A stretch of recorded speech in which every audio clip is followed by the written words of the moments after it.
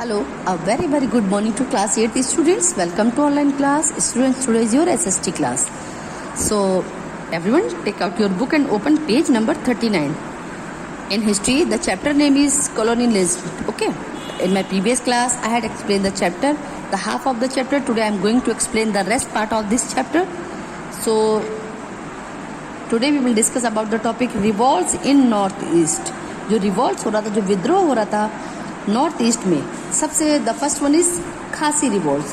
The interference of the British agents, जो interference था British agents का एंड क्रिश्चियन मिशनरीज का, ठीक है, ये दोनों का जो इंटरफेरेंस था, increase in north east reason. वो क्या इंक्रीज कर रहा था नॉर्थ ईस्ट रीजन में? इन द 19th सेंचुरी में this made the native inhabitants of this region suspicious of British intention.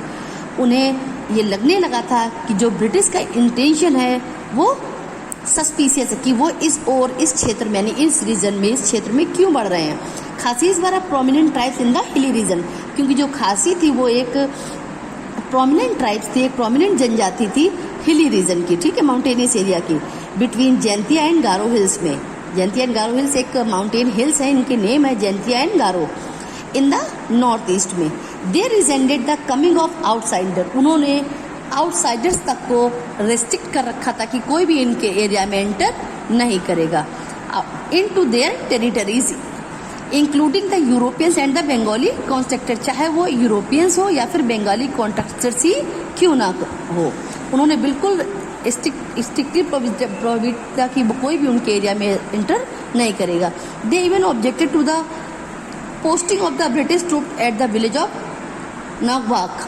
They rose in rebellions led by the Tirath Singh. अब वो उसमें भी रोज कर रहे थे, यानी आगे आ रहे थे. जो रिबेलियंस जिसकी शुरुआत किसने की थी? तीरथ सिंह, जिसकी नींव रखी थी. When there was a proposal of construction, वो कब आ गया है? जब एक प्रपोजल आया रोड बनाने की, कंस्ट्रक्शन का. और वो रोड कौन सी थी? Connecting Brahmaputra valley and the Surma valley. वो रोड जो ब्रह्मपुत्र वैली को और सुरमा वैली को कलेक्ट कर रही थी, और वो कहाँ से होकर निकलती थी? That was to pass through their region, और वो रोड उनके क्षेत्र से होकर निकलती थी. दैट इज वाई उन्होंने अब जो रिबेलियंस में उसमें भी उन्होंने पार्टिसिपेट करना स्टार्ट कर दिया. द खासीज फियर्ड, उन्हें ये डर था, it might pave the way for foreigners to stabilise their rules over them, कि इस रास्ते से जाने के बाद जो फॉरनर्स थे वो सब जगह पर अपना कब्जा कर लेंगे. This revolt lasted from 1829 to 1833. ये शुरुआत जो रिबेलियंस था, जो रिवॉल्ट था, इसकी शुरुआत 1829 से 1833 तक खत्म हो गया. The Khasis attacked and killed many Europeans. Khasis ने अटैक किया था और बहुत सारे यूरोपियंस को मार दिया था. एंड बर्न देयर सेटलमेंट्स, और उनके सेटलमेंट्स को जला दिया था. This led to long war between the Khasis and the British, और इससे उन दोनों के बीच में बहुत भयंकर युद्ध हुआ था. किसके? खासीज के और ब्रिटिश के बीच में. और उसका रिजल्ट क्या था? Resulting is surrender of the Khasis. उसका रिजल्ट ये हुआ कि जो खासीज थे उन्हें सरेंडर करना पड़ा. And the imprisonment of their chief इन ढाका, और ढाका की जेल में उनके जो चीफ थे, उनका जो लीडर था, उसे बंदी बना लिया गया और जेल में डाल दिया गया. नेक्स्ट है Assam and Manipur. Assam and Manipur were also not untouched. ये दोनों क्षेत्र भी अनटच्ड नहीं थे बाय द ट्राइबल रिवॉर्ड से. In Assam the increase land revenue frocks from 50% to 70%, क्योंकि आसाम में भी जो लैंड रिवेन्यू, जो टैक्स था, वो 50 से 70% हो गया था. And marginalised people which were forcibly suppressed. In Manipur, the war between two brothers, Surchandra and Tikandrajit, was the major reason of the revolt. The friction which was led by Tikandrajit after the death of Manipur king, वो friction ये हुआ था उन दोनों के बीच में, खटास ये हुई थी जब मणिपुर के जो किंग थे उनकी डेथ होने के बाद ये दोनों भाइयों में आपस में झगड़े शुरू हो गए थे. एंड उन लोगों ने बहुत बहादुरी से युद्ध किया था. But the power of the British force who side with Surchandra, ठीक है, जो ब्रिटिश फोर्स था वो बहुत ज़्यादा पावर उनके पास बहुत ज़्यादा थी. And was too much for them and they lost, और उन दोनों को हारना पड़ा और उन्हें अपनी किंगडम भी लॉस्ट करनी, यानी छोड़ देनी पड़ी, वो हार गए. द इंडस्ट्रीज, अब आता है हमारा next topic, industries. The industrial sector massively contribute, जो इंडस्ट्रियल सेक्टर था हमारा वो कॉन्ट्रीब्यूट करता था टू द इकोनॉमिक ग्रोथ को of a country. It generates huge employment, क्योंकि जो इंडस्ट्रीज थी हमारी वो जनरेट करती थी ह्यूज एम्प्लॉयमेंट. अपॉर्चुनिटीज, किसके लिए? लोगों के लिए। And earn foreign revenue by exporting manufactured goods. India has been one of the largest exporters of textile, क्योंकि इंडिया एक लार्जर एक्सपोर्टर था टेक्सटाइल का, specially for the fragile and exquisite muslin cloths in the world. Muslin cloths India में सबसे ज़्यादा होता था, जिसकी ब्रिटिश को बहुत डिमांड थी और वो इंडिया में ही बनता था। Prior to the arrival of the British craftsman were organise into श्रेणीज। जो प्रायोरिटी थी ब्रिटिश ने, उनके जो क्राफ्ट्समैन थे उनको श्रेणीज में डिवाइड कर दिया था, each with its own rules and regulation. हर एक के अपने रूल्स और रेगुलेशंस थे।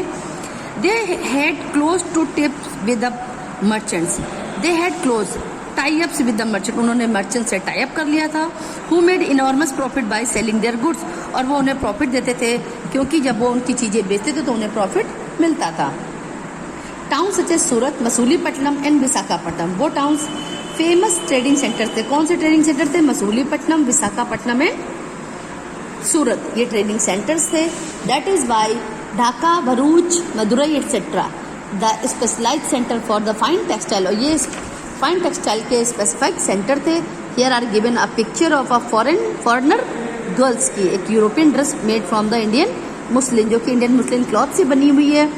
The evident of the East India Company destroyed, और अंततः वो डिस्ट्रॉयड हुई।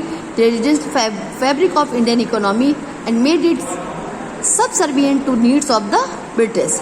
Land revenue policies of the British consolidated the position of a new class of zamindar. जो लैंड रेवेन्यू पॉलिसी थी ब्रिटिश की, उन्होंने कंसोलिडेट किया the position of a new class of zamindar and had divesting efforts of the peasantry. अब उनकी commercial policy क्या थी? The British not only affected the tribal society. British ने केवल ट्राइबल सोसाइटी को ही नहीं इफेक्ट किया था, but they also interfere the main stream of the Indian social structure को भी उन्होंने इफेक्टेड किया था। They also destabilise the Indian economy. वो इंडियन इकोनॉमी को डिस्टेबलाइज करना चाहते थे bye there extreme greed and demand की वजह से for wealth. They intruded into classic occupation of the Indian societies. ठीक है, not only that, they also create many obstacles. उन्होंने बहुत सारे ऑब्स्टेकल्स क्रिएट किए थे in the way of our countries industrialisation में। These can be summed up as the effect of the British commercial policy. और इससे जो उनकी कॉमर्शियल पॉलिसी के बारे में साफ साफ पता चलता है। As per the charter of 1813 के चार्टर के हिसाब से ईस्ट इंडिया कंपनीज मोनोपोली ये थी कि came to an end and Indian trade was open to all British subjects. वो सबके लिए खुल गया। As a result the Indian market was flooded. जो इंडियन मार्केट थी वो उसमें बाढ़ सी आ गई। किस चीज़ की? विद इम्पोर्टेंट गुड्स की। Indian handicrafts had to face stiff competition. और इंडियन हैंडीक्राफ्ट्स को बहुत ज़्यादा टफ कंपटीशन फेस करना पड़ा with the influx of British goods की अपेक्षा, which were accepted from important duties. और जो इंडियन गुड्स था उसके ऊपर बहुत ज़्यादा ड्यूटी भी इम्पोज की गई थी। Under the companies rule Indian handicraft industry, specially the textile industry, declaim steadily both the income generated from it and the people financially depended on the industry. जो people थे वो financially जो वो किस पे डिपेंड थे? मनी लेंडर्स पे। ठीक है, and on the industry were adversely affected. This process of destruction of the indigenous industries it known as disindustrialization. इसी वजह से डिसइंडस्ट्रियलाइजेशन की शुरुआत हुई। अब वास्ट मेजोरिटी ऑफ क्राफ्ट्समैन, जो क्राफ्ट्समैन की बहुत बड़ी मेजोरिटी थी, were force to give up their livelihood. उन्हें फोर्स किया गया कि वो अपना लिवलीहुड गिव अप कर दे, छोड़ दें, and look for alternative employments, और किसी अल्टरनेटिव एम्प्लॉयमेंट्स की को ढूंढ ले, एज लैंडलेस लेबर्स और अ फार्मर लैंड और एज ए वर्कर। ठीक है, अपार्ट फ्रॉम ड्रेनिंग रिसोर्सेज, जब उनके जो रिसोर्स थे वो ड्रेन हो रहे थे, the British also amassed wealth in various forms of financial, their administrative expenses and industries. अब major impact of this policy, जो ये पॉलिसीज थी इनके इम्पैक्ट क्या हुए थे? एज ए रिजल्ट जो इंडस्ट्रीज थी, रिवोल्यूशन था in the England, a complete transformation came about the economic relation. इन दोनों के बीच में इकोनॉमिक रिलेशन किसके बीच में? इंडिया एंड इंग्लैंड के बीच में। Due to this and unequal competition started. अब इंडिया और किसके बीच में? इंग्लैंड के बीच में एक अनइक्वल कंपटीशन स्टार्ट हो गया था। The cheap machine made goods and the relatively expensive Indian handicrafts के बीच में। ठीक है, before the British came to India, जब ब्रिटिश जो थे वो इंडिया में आए. The Indian rulers and nobles use to give substantial patronage to Indian handicrafts. ठीक है, but following the integration of many Indian kingdom, जो इंटीग्रेशन था इनटू द ब्रिटिश एम्पायर का, this patronage was largely reduced and in many cases even absent. और इस वजह से कहीं कहीं तो थोड़ा थोड़ा कम हुआ और कहीं बिल्कुल ही टोटली पूरी तरीके से ये खत्म हो गया. One of the major objectives of the British in India was the fulfil the continuous demand. वो ये था कि जो उनकी जो कंटिन्यूअस डिमांड थी उसे फुलफिल किया ऑफ द रॉ मटेरियल्स की फॉर ब्रिटिश इंडस्ट्रीज के लिए. It ultimately led to a paucity of raw material for Indian industries. ठीक है, the British impose heavy custom duties. जो ब्रिटिश थी अगर वो रॉ मटेरियल मंगाते तो वो उस पर हैवी कस्टम ड्यूटीज लगाती थी ऑन इंडियन हैंडीक्राफ्ट्स पे एंड गुड्स पे, मेकिंग देम इकोनॉमिकली इनवायलेबल, ताकि वो जो इंडियन क्राफ्ट था वो इकोनॉमिकली वीक हो जाए. अब इसकी वजह से क्या शुरुआत हुई, मॉडर्न ग्रोथ की. ठीक है, और बहुत सारी इंडस्ट्री बनी, जैसे बंगाल कोल कंपनी बनी, प्लांटेशंस लगे, जूट इंडस्ट्रीज बनी. ठीक है, और इसी इंडस्ट्रियलाइजेशन के कुछ साइलेंट फीचर्स भी थे. That so in today I have explained till here. In my next class I will explain the rest part of this chapter.